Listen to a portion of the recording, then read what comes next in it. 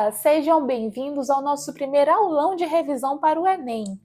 Na aula de hoje, nós vamos estudar melhor a Antiguidade Clássica e Idade Média, os primeiros assuntos a serem abordados nessa revisão até o Enem. Se você está chegando pelo YouTube, seja bem-vindo. Se tu já conseguiu acompanhar o curso completo, também seja muito bem-vindo. E vamos começar hoje por Grécia Antiga. Quando pensamos em Grécia Antiga, talvez a primeira coisa que vem à nossa mente é a questão da religião. Afinal, a mitologia grega é muito famosa, muito presente em filmes, em séries, em quadrinhos, desenhos animados e assim por diante. Mas afinal, que civilização é essa que esteve tão presente de forma tão importante no mundo antigo? É isso que vamos conhecer na aula de hoje. A Grécia se formou enquanto civilização por volta de 2000 anos antes de Cristo, ali no sul da Península Balcânica e nas ilhas do Mar Egeu. Esse território tem como principal característica política o poder descentralizado. Por que descentralizado? Porque não houve um grande império grego, ou uma grande cidade, um grande reino da Grécia que unificou aquele território. Não, aquele território era todo fragmentado em cidades diversas. Essas cidades podem ser chamadas de cidades-estado ou de polis. Por que cidades e estado? Porque cada cidade tinha seu próprio governo, seu próprio modo, próprio modo da sociedade se desenvolver. Então, como elas eram autônomas entre si, com sua própria cultura, com sua própria economia e com seu próprio modelo de governo, cada cidade era como se fosse um país diferente. Agora, o que é que fazia de tantas cidades diferentes gregas? Principalmente a questão da língua. Todas essas cidades falavam grego, a questão da cultura e da religiosidade. Afinal, o panteão de divindades era o mesmo, em todos esses territórios. Por falar em religião, a religiosidade da Grécia Antiga pode ser chamada de politeísta. Poli, de muitos, teísmo de deuses, ou seja, muitos deuses. E esses deuses representavam não um ideal a ser seguido, como é o caso do cristianismo e de boa parte das religiões monoteístas. Eles representavam as questões naturais, sociais, inclusive a natureza humana. Então, os deuses estariam associados aí a questões cotidianas como casamento, amor, plantio, agricultura, família, ou elementos naturais como raios, oceanos.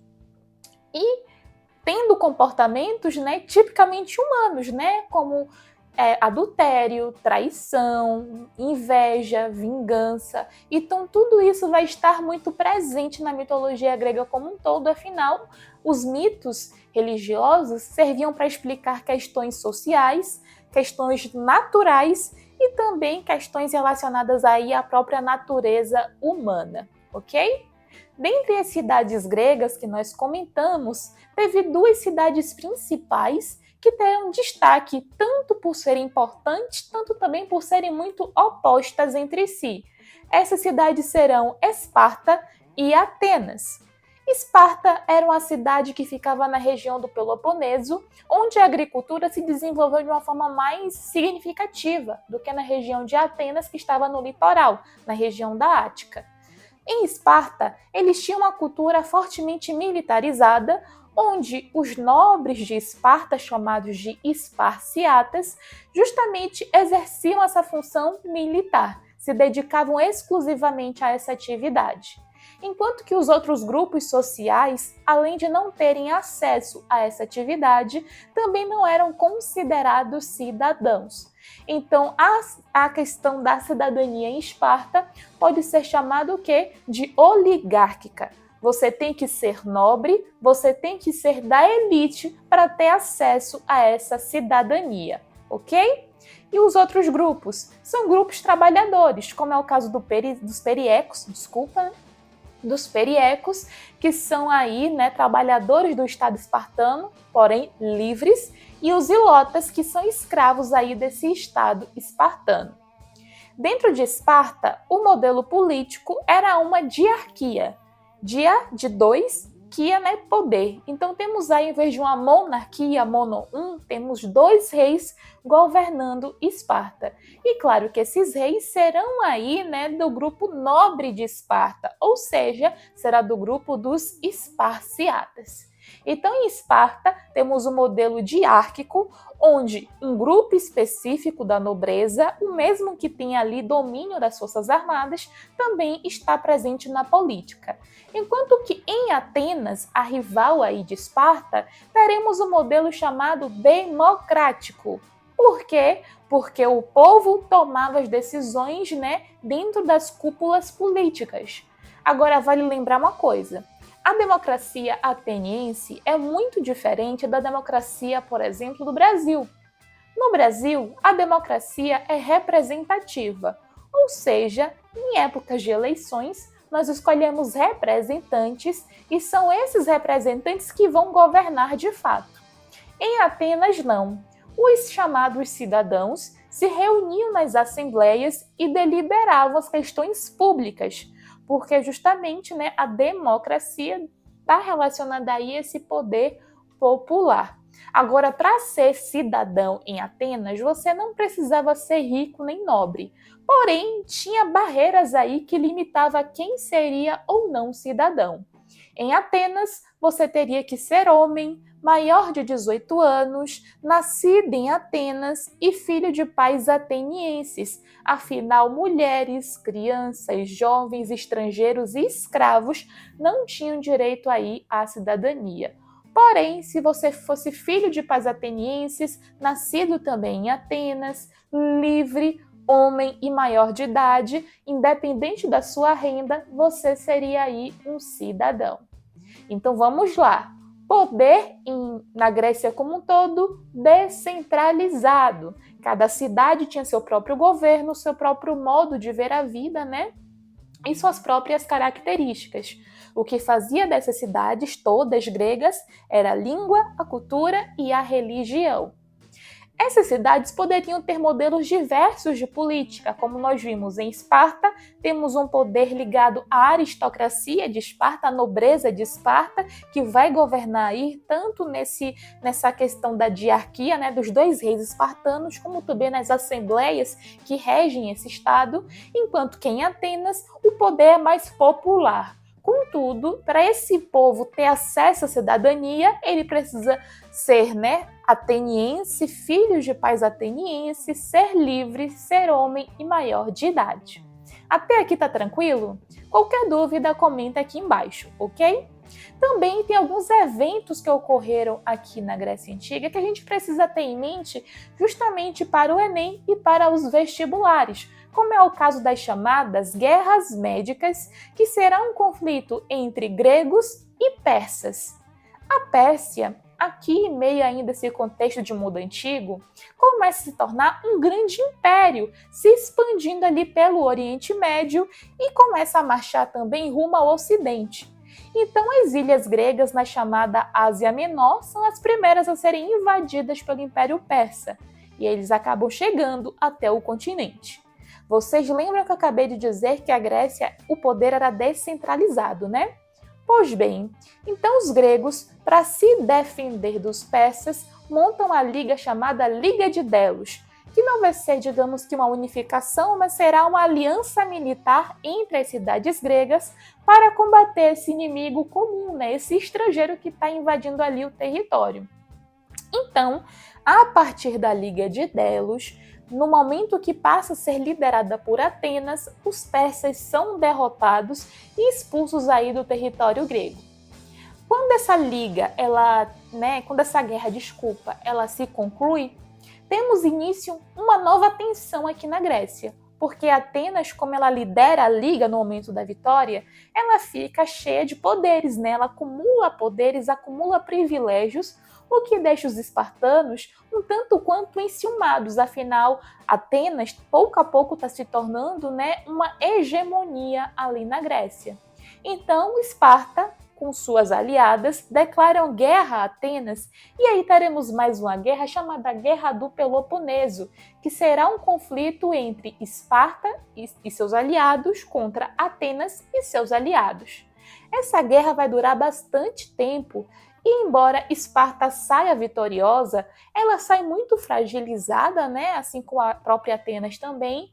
E a partir de então, temos a ascensão de outro reino aqui na Península Balcânica, e esse reino é o reino da Macedônia. O rei da Macedônia era aqui o Filipe II, pai do Alexandre Magno, que mais para frente também será conhecido como Alexandre Grande. Então, a conquista do território grego é feita pelo pai do Alexandre, né, pelo Filipe II. Contudo, ele falece pouquíssimos anos depois, e quem vai dar continuação a essa expansão macedônica será aí o Alexandre Magno.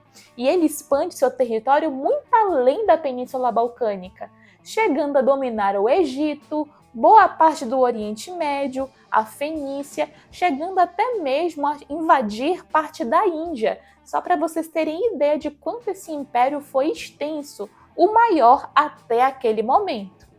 Quando Alexandre falece, ele falece muito prematuramente, né, com 30 e poucos anos, temos aí a divisão do seu território, porque ele morre sem deixar nenhum herdeiro direto, então o seu território acaba sendo dividido entre seus generais, né?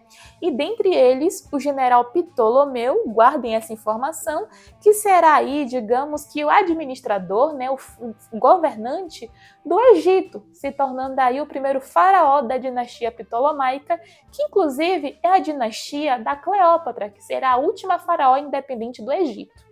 Mas já chegamos nesse ponto. Vamos agora para outro ponto da nossa aula, que será Roma Antiga.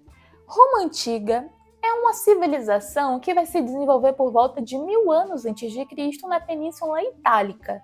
A sua história pode ser dividida em 3 momentos políticos: a monarquia, que será etrusca, a república, que será o período mais extenso da história romana, e, por fim, a parte do império, quando Roma não só passa a ter um imperador, como ela também começa a administrar vários territórios extrapeninsulares, ok?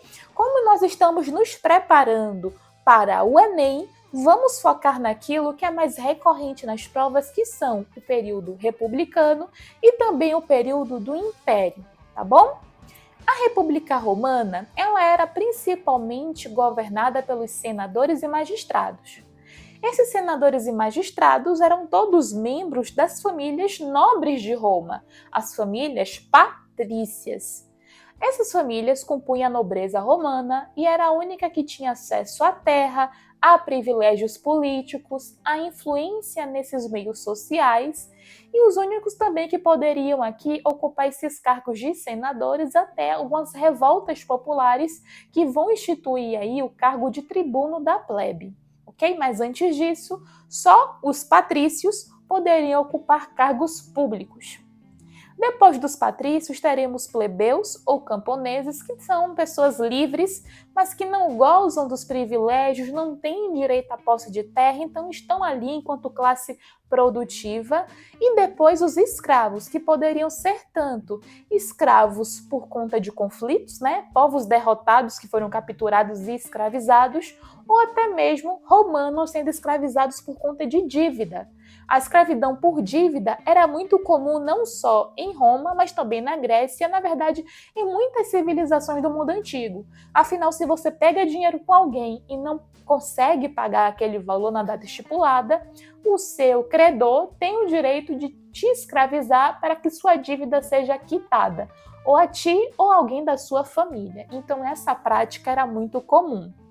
Contudo, em Roma, com o processo de expansão e cada vez mais estrangeiros sendo escravizados, essa prática também, ao longo do tempo, será abolida. Então, a partir do processo de expansão, a escravidão em Roma permanece só para os estrangeiros, né? Os romanos não podem mais ser escravizados, e essa escravidão por dívida, ela meio que vai entrando em desuso.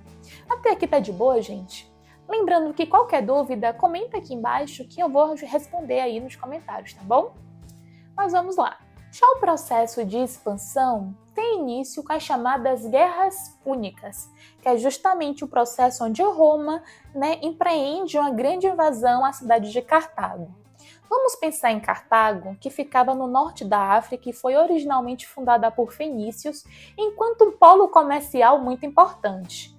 Se você quisesse vender ou comprar para outros países, de outros países e assim por diante, você tinha que levar os seus produtos a Cartago ou ir até Cartago para conseguir esses produtos estrangeiros. Afinal, lá era um polo de abastecimento e uma rota comercial extremamente importante no mundo antigo. Então, Roma invade Cartago a partir das Guerras Púnicas, justamente para controlar essas rotas comerciais, sitiar territórios, afinal, se não recebesse o abastecimento de Cartago, esses territórios ficariam enfraquecidos e, a partir de então, facilitar o seu processo de expansão. Então, a partir da conquista de Cartago, Roma se espalha por 3 continentes, formando aí o maior império do mundo antigo, superando até o Império de Alexandre. Afinal, Roma, vai se espalhar pela Península Ibérica, chegando ao norte da Europa, ocupando boa parte do Oriente Médio e todo o norte da África. Então será um império muito extenso, cuja a estratégia de dominação era a seguinte: você, enquanto província romana, tinha que pagar todos os tributos possíveis e imagináveis. Em contrapartida, Roma, se passava aí por benevolente, deixava você manter o seu governo local, deixava você manter a sua religião local, desde que todos os tributos fossem pagos ao império. Então temos um modelo de dominação onde Roma, em pouquíssimos casos ela vai fazer diferente, mas ela não toma para si a administração direta, porque dessa forma a população como um todo, ficaria mais tranquila sendo governada pelos seus governantes originais. Desde que tudo fosse pago ao império, Roma, deixava que as coisas continuassem funcionando da forma que já era costumeiro. Com isso, com esse processo de expansão, com as guerras e com os lucros que essa guerra traz, afinal, se você está conquistando novos territórios, você está arrecadando mais tributos, tem os espólios de guerra, porque se você invade um território, você acaba roubando muita coisa. Então, os membros das Forças Armadas, do exército romano, começam a ficar cada vez mais poderosos. Muitos plebeus começam a enriquecer a partir da expansão, tanto com os espólios, com os tributos, com os escravos, afinal, numa guerra muitas pessoas são escravizadas também. E aí teremos algumas pequenas mudanças na dinâmica romana, como por exemplo, agora plebeus muito ricos podem casar com membros de famílias patrícias. Os plebeus também vão ter direito a partir de então a um tribuno da plebe, um representante da classe plebeia dentro do Senado. Agora sim, esse poder, na prática, era muito mais representativo do que efetivo. Afinal, tribunos da plebe, como é o caso do Tibério e do Caio Graco, que propuseram a reforma agrária, acabaram morrendo aí sendo assassinados por conta desse pleito. Caso você não esteja familiarizado, reforma agrária significa distribuição igualitária de terras, porque os nobres, claro, ficavam com a maior parte das terras, as terras mais férteis, os territórios mais lucrativos, e o povo meio que ficava ou com as piores terras ou com terra nenhuma. Então, a proposta de reforma agrária seria justamente uma melhor distribuição dessas terras, que no caso, não deixou os nobres nada felizes, e tanto o Tibério quanto o Caio Graco, ambos tribunos da plebe, acabaram sendo aí assassinados. Então temos sim representantes da plebe, mas as demandas da plebe não são 100% contempladas, e quando são, as coisas não terminam bem para quem levanta essas pautas. Além dos plebeus, que começam a enriquecer com o processo das guerras, temos também os generais. Os generais, em sua maioria, eram membros das famílias patrícias, alguns deles também eram senadores, e como eles já tinham muito poder antes da guerra, e com a guerra esse poder ele é quadriplicado, afinal eles ficam muito ricos, muito influentes e muito populares, porque eles trazem vitórias para Roma, o Senado fica um tanto quanto temeroso com tudo isso. Afinal, se um desses generais quisesse dar um golpe de Estado e se proclamar imperador, o povo era capaz de aceitar e glorificar esse feito. Então, os senadores decidem estabelecer um governo externo chamado de triunvirato, onde seria dividido aí os territórios provinciais na mão de 3 generais, e cada general ficaria responsável por uma parte externa, um compilado de províncias fora de Roma. Então, um general ficaria mais ou menos com o Oriente Médio, outro general ficaria com o norte da África, outro general ficaria com a Roma ali fora da cidade, né, mais no território europeu, Península Ibérica, norte da Europa e assim por diante. Então, o primeiro triunvirato será composto por Crasso, Pompeu e Júlio César. Lembrando que eles eram muito amigos, ok? Só que tem um porém. Quando Crasso morre, temos um vácuo de poder e esse território que outrora era de Crasso começa a ser disputado por Júlio César e Pompeu. E nessa guerra, né, que vai acontecer aí entre esses dois generais, esses dois membros de famílias patrícias, o Senado meio que fica apreensivo, né? Porque se um deles for de fato derrotado, o vencedor vai acumular muito poder. Então vamos guardar essa informação. Pompeu, vendo que suas legiões, suas tropas não eram párias para as legiões de César, afinal Júlio César era o maior general romano, muito rico, muito influente e muito poderoso. Então Pompeu foge para o Egito porque o Egito também estava passando por uma disputa de poder. Afinal, o faraó, né, havia falecido e seus dois filhos mais velhos, o Ptolomeu III e a Cleópatra, estavam brigando para ver quem ficava no poder. Então Pompeu vai lá, né, para tentar fazer uma aliança com Ptolomeu III, para ver se dessa forma uma mão lavava a outra, né? Ele apoiava ele contra Cleópatra, enquanto Ptolomeu apoiaria Pompeu contra Júlio César. Ptolomeu tinha cerca de 10, 11 anos nessa ocasião. Ele era moleque, mas ele não era burro, né, de se colocar contra Júlio César. Então, nessa ocasião, Pompeu é assassinado. E quando Júlio César chega ao Egito, achando que iria ter guerra, que iria ter briga, na verdade não. Ptolomeu lhe serve a cabeça do seu inimigo, que também era seu parente, né, tinha laços familiares. E aí, nessa ocasião, Júlio César começa a ver Ptolomeu com certa desconfiança. E aí tu me pergunta, mas ele matou o cara para Júlio César, por que ele está vendo o cara com desconfiança? Veja bem, para os romanos, os estrangeiros eram inferiores, eram chamados de bárbaros. Então temos uma situação onde um rei estrangeiro matou, digamos que um parente seu, um igual, né, um semelhante. Então temos aí um nobre general, senador romano sendo morto por um estrangeiro. Por isso que César não recebe tão bem assim esse presente, né, essa dádiva aí dada pelo Ptolomeu. Cleópatra, que não era boba nem nada, fica sabendo do que está acontecendo no palácio, entra escondida e consegue fazer uma aliança com Júlio César. Então, nesse momento, temos aí uma virada de chave. Afinal, Júlio César vai apoiar a sucessão de Cleópatra, Ptolomeu acaba morrendo, né, em meio ao conflito, e Cleópatra se torna aí faraó do Egito, e eles acabam também engatando um relacionamento. Só que tem um problema, porque César já era casado em Roma e a bigamia em Roma não era permitida. Até aqui tá de boa? Qualquer dúvida já sabe, né? Deixa aqui no comentário. Então, Júlio César retorna para Roma e ele acaba descumprindo uma regra muito importante. Afinal, era estabelecido que nenhum general poderia entrar na cidade com suas tropas e ele acaba entrando justamente como uma demonstração do seu poder. Afinal, agora ele era, né, o protetor de todas as províncias fora de Roma e também considerado ditador de Roma. O título de ditador é um título de muito prestígio dentro da civilização romana, afinal era um reconhecimento dos seus feitos, da sua importância dentro dessa sociedade. Quando ele chega em Roma, temos aqui um processo que é um processo de temor, né, de pavor do Senado.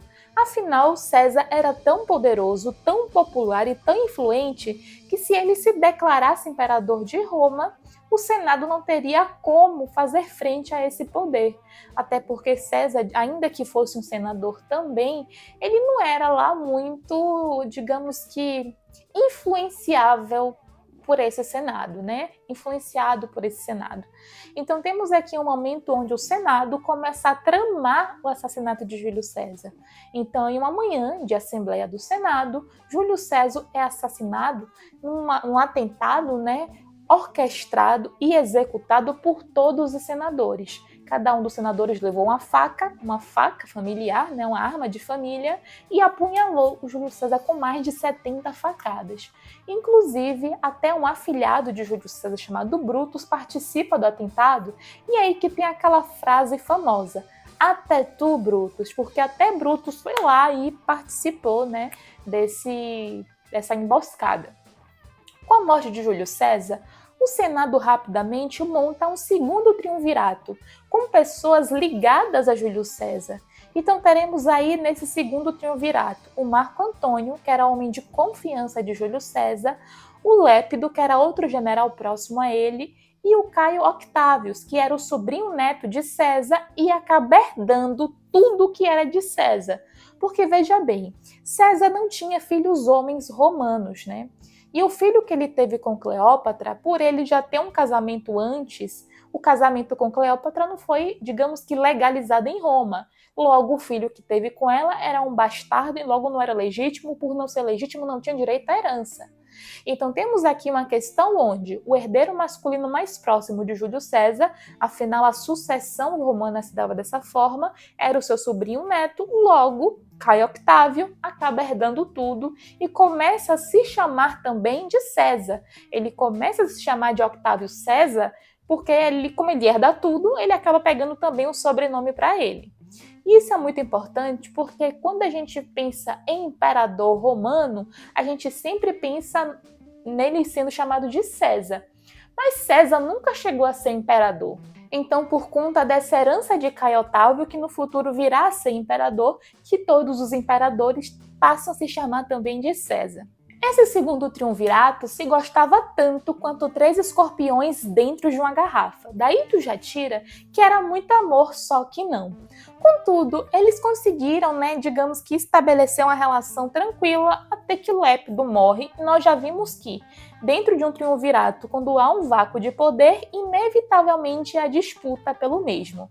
Então, Cleópatra, temendo que Caio Octávio, tivesse aí o protetorado do Egito, porque o Egito era uma província romana, ela começa a se aproximar de Marco Antônio, tentando estabelecer alguma relação de proteção para o caso de Caio Otávio, digamos que reivindicar o Egito, ela ter alguém que a proteja aqui dentro dessa dinâmica romana.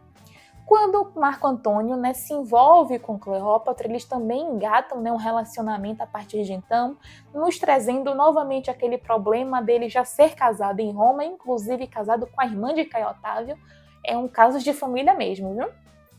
Por conta dessa relação toda, e por conta também da disputa política, pois o filho de Cleópatra, ainda que ilegítimo para os romanos, poderia aí, digamos que, pôr em xeque a herança de Caio Otávio. Então, por conta desse bololô político de herança, de disputa de território, inicia-se uma nova guerra civil, dessa vez entre Marco Antônio e Caio Octávio.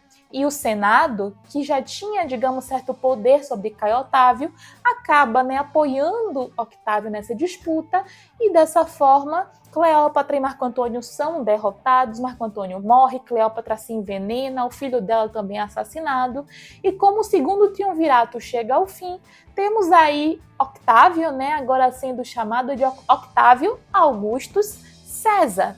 Augusto significa imperador e César é o sobrenome do tio que ele acabou herdando. Como todos os imperadores serão aí herdeiros do Caio Octávio, todos eles serão Augustus César. Augustus de imperador e César o sobrenome familiar. De boinha, gente? Então vamos lá.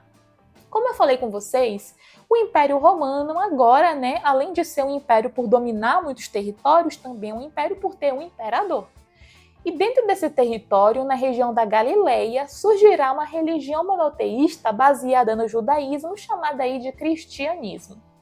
O cristianismo, como é baseado no judaísmo, vai trazer vários elementos, como sendo uma religião monoteísta, uma religião bastante pautada nesse conservadorismo judaico, que vai vir aí com novos elementos, que não tinha no judaísmo, como a questão do radicalismo, monoteísta, que vai influenciar diretamente na visão do império para com essa religiosidade. Então, o cristianismo, inicialmente, né, por pôr em xeque a divindade do imperador, porque o imperador, com o passar do tempo, também passa a ser visto como divino, né? Como algo divino. Então, como o cristianismo contestava essa divindade do imperador, né, passa a ser vista aí como uma religião subversiva, perigosa, e passa a ser perseguida também. Os seus seguidores, né, vão sofrer bastante perseguição do Estado romano, até que o imperador Constantino, né, digamos que legaliza essa religiosidade, desde que, a partir do século II, seus cultos sejam realizados dentro de casa, né, em 4 paredes. Você pode ser cristão como você quiser. Agora, na rua, você não pode professar a fé cristã. Isso a partir do século II, ok? Uma outra característica da fase império, né, a fase imperial, será a chamada política do pão e circo, né, e a Pax Romana. O que é Pax Romana? É justamente paz romana. Durante o Império, como ele fica muito gigante, né, muito agigantado, teremos aí um freio, né, uma desacelerada no processo de expansão. O que significa que Roma estava, né, como um gigante faminto, comendo e cada vez mais tinha coisas novas para devorar. Mas quando para de se expandir, essa economia que estava sempre crescendo dá uma estagnada, dá uma freada. E nisso temos um processo de estagnação econômica. O mercado de escravos, que estava sempre aquecido com a expansão, agora fica com escassez de mão de obra, e tudo isso, a longo prazo, vai gerando inflação, os preços dos alimentos ficam mais caros, gerando crises sociais, revoltas, e para tentar controlar, né, essa instabilidade econômica e social, o Império começa a promover cada vez mais os chamados jogos, né? Que eram corridas de biga, lutas contra gladiadores, e durante esses jogos tinha-se a entrega de trigo ou de pão para o povo. Por isso que essa política vai ser chamada de política do pão e circo. O pão é o trigo, a comida, né? Enfim, o alimento, e o circo é o entretenimento. Porque se o povo fica aqui alimentado, né, e distraído, ele esquece um pouco dos seus problemas sociais, e assim a sua ira, né, contra o Estado, contra o governo, é um tanto quanto aplacada. Então já vimos aqui que a fase do Império, né, vai ter, digamos que o aumento da política do pão e circo, vai ter também crises por conta da Pax Romana, e o cristianismo, né, que estava sendo perseguido e que agora é tolerado pelo Estado romano. A partir do século III, início do século IV, teremos um imperador chamado Teodósio, e esse imperador vai instituir o cristianismo enquanto religião do Estado romano. Então, quando a Igreja Católica Apostólica Romana é consolidada enquanto religião do Estado romano, teremos aí, né, mais um fator de crise no Império. Lembra que lá no comecinho desse assunto eu falei para vocês que Roma mantinha suas províncias, permitindo que ela mantivesse seu governo, sua religião, sua cultura, tudo intactos? Pois bem, quando o cristianismo se torna a religião do Império, temos agora um processo de imposição religiosa, porque dentro do cristianismo não há tolerância a culto a outros deuses. Logo, quando Roma se torna cristã, começa a obrigar que todas as suas províncias também se cristianizem. E nesse processo, teremos aí muitas revoltas, né?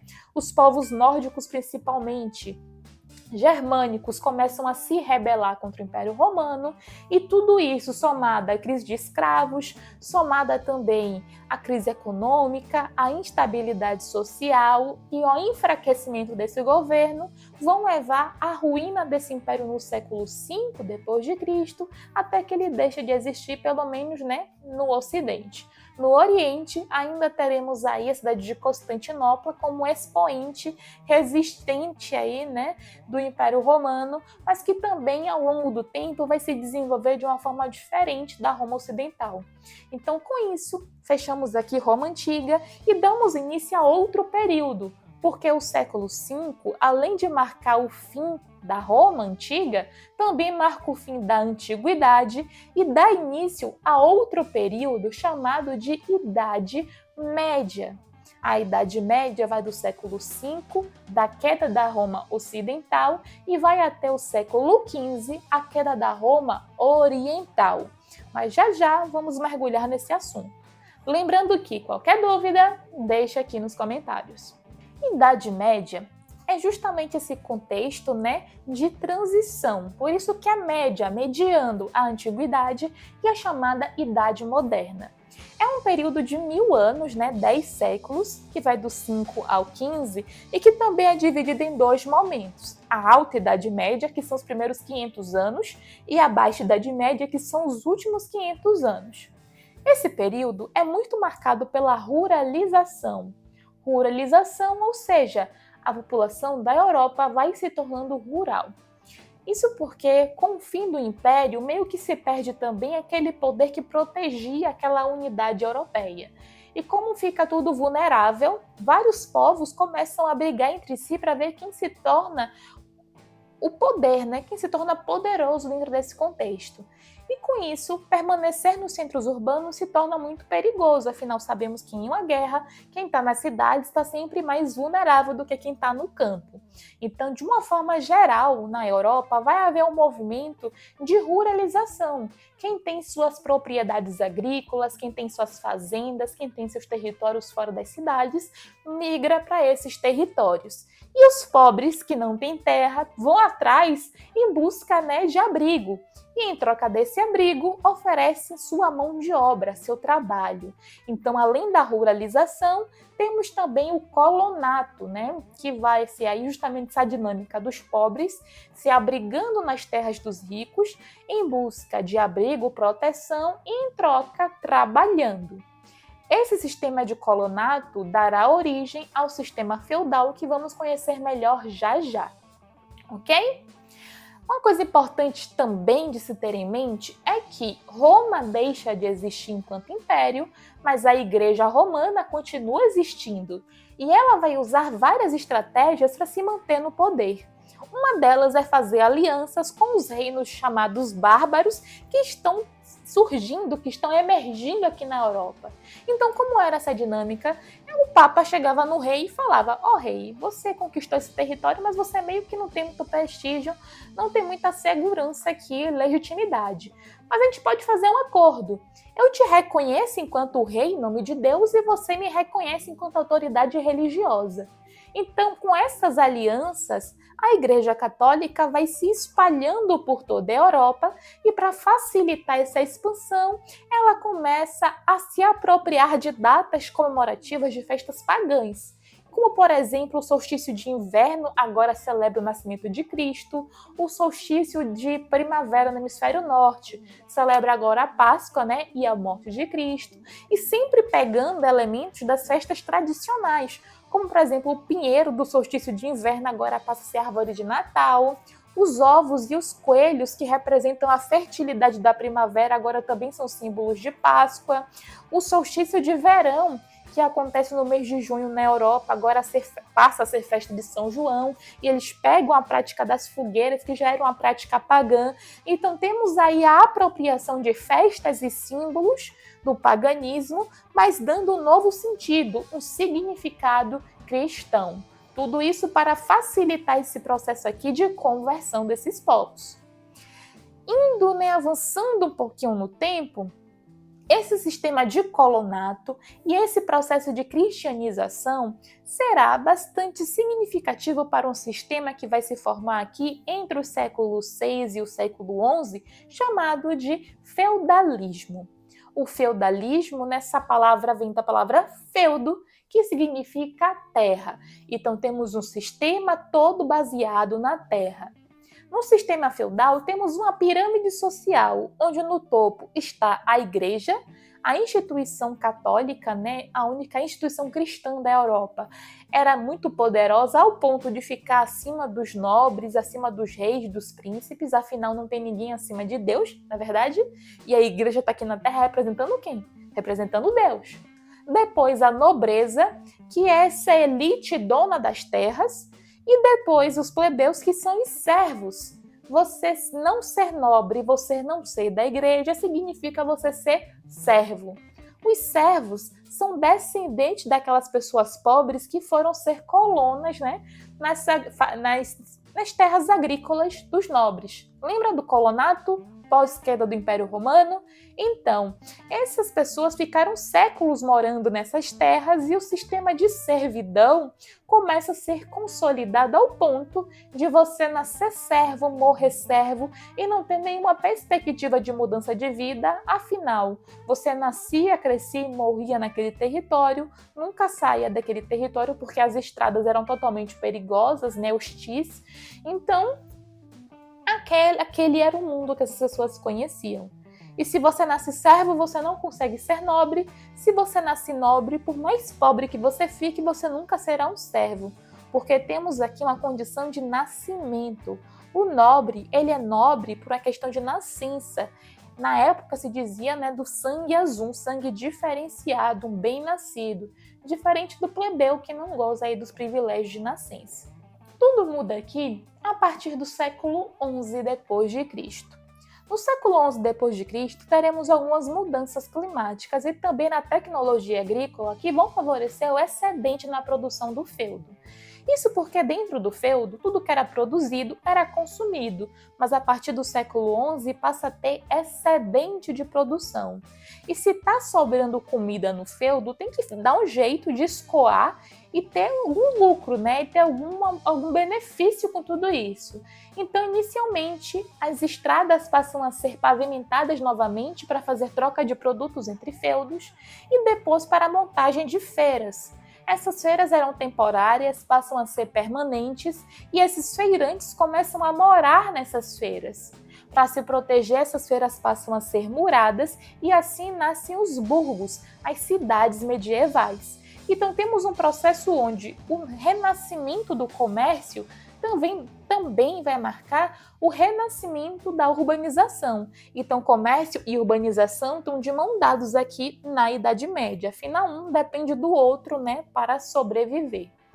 Nesse processo também teremos aí pessoas viajando mais pela Europa, tendo contato com outras pessoas. Nesse momento também teremos as cruzadas, que são campanhas religiosas, né, para a conquista de Jerusalém, que nesse momento estava sendo governada pelos muçulmanos.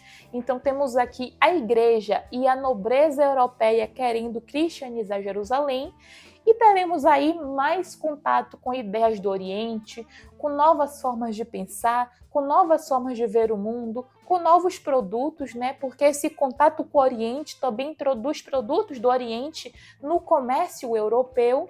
E tudo isso faz com que as pessoas comecem a contestar um pouco esse poder, né? Essa hegemonia da igreja sobre o povo. Porque pense aí, a igreja meio que herda o Império Romano.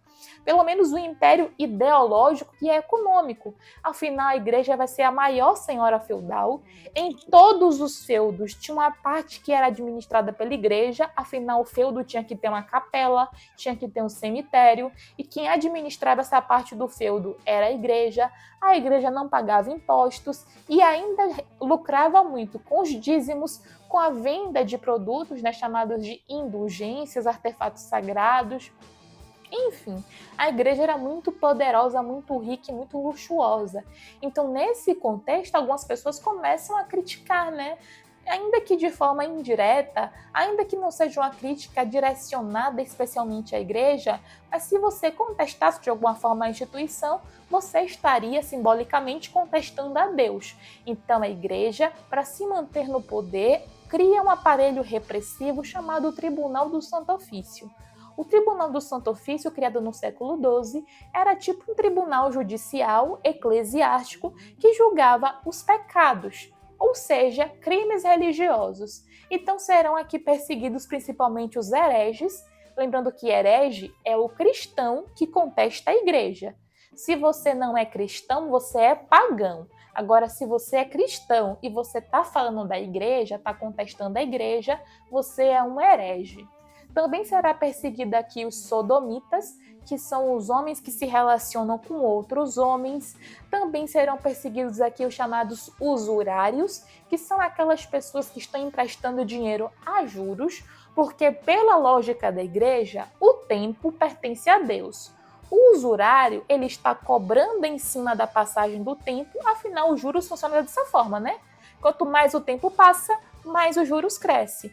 Como ele está roubando de algo que pertence a Deus, ele estaria teoricamente roubando o tempo de Deus. Então, com isso, o usurário também passa a ser perseguido. Claro que ele poderia ser perdoado e ficar um tempinho no purgatório, que é criado para esse público, caso ele deixasse seus bens para a igreja, ok?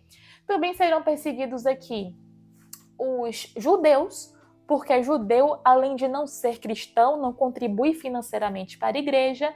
Então, na lógica católica medieval, os judeus começam a ser responsabilizados pela morte de Cristo.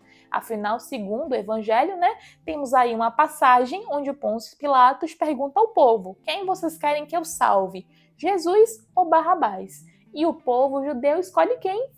Barrabás. Então, com base nessa passagem bíblica, temos aí os judeus sendo responsabilizados pela morte de Jesus e sendo bastante perseguidos. E também, por último, mas não menos importante, as bruxas, que eram mulheres viúvas, idosas, sem maridos ou filhos, que meio que levavam a culpa por qualquer fatalidade que acontecesse. Se ela fosse parteira, se ela vivesse isolada, ou se ela não fosse exatamente o que esperavam de uma mulher daquele período, ela também era considerada bruxa e por ser o alvo mais fácil, de ser ali condenado, acabavam sendo afogadas, queimadas ou enforcadas. As prostitutas também eram a minoria medieval, contudo, elas eram toleradas por serem consideradas um mal menor. Afinal, era mais adequado que os jovens solteiros se relacionassem com prostitutas do que com outros rapazes. Então, os bordéis não só eram tolerados, como também eram financiados pela igreja.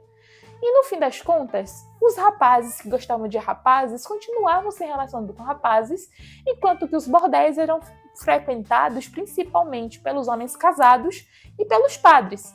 Então temos aqui mais uma contradição. E por falar em bordel, em sexo, em prostituição, o sexo também passa a ser um tabu muito sério na Idade Média, porque no mundo antigo o sexo era totalmente natural, inclusive o sexo homoafetivo. Afinal, tanto na Grécia quanto em Roma, era muito comum que as pessoas tivessem relações homoafetivas. Mas aqui, como a sodomia é um pecado contra a natureza divina, do ser humano, feita à imagem e semelhança de Deus, logo, o sexo não só homoafetivo, mas o sexo em geral passa a ser algo condenável. A igreja pregava o celibato, e se fosse para ter sexo, que fosse só no casamento para fins reprodutivos. Então o sexo era feito com roupas, no escuro, sem nudez e sem nenhum tipo de intenção outra senão a reprodução. Então o sexo passa a ser um tabu para o Ocidente a partir também aqui da Idade Média. Passando rapidinho para dar um recado especial para concurseiros e vestibulandos. Preparei uma super apostila com os assuntos mais recorrentes em concursos e vestibulares para você arrasar nas provas de humanidades. Também selecionei as principais questões para você exercitar seus conhecimentos e se preparar da melhor forma. Basta conferir o link aqui na descrição para ficar mais próximo da sua aprovação. Então ficamos por aqui na aula de hoje. Na próxima aula vamos finalizar o nosso assunto aqui de Idade Média e dar início à Idade Moderna, questões mais próximas de nós, como a colonização das Américas e assim por diante. Um beijo e até a próxima!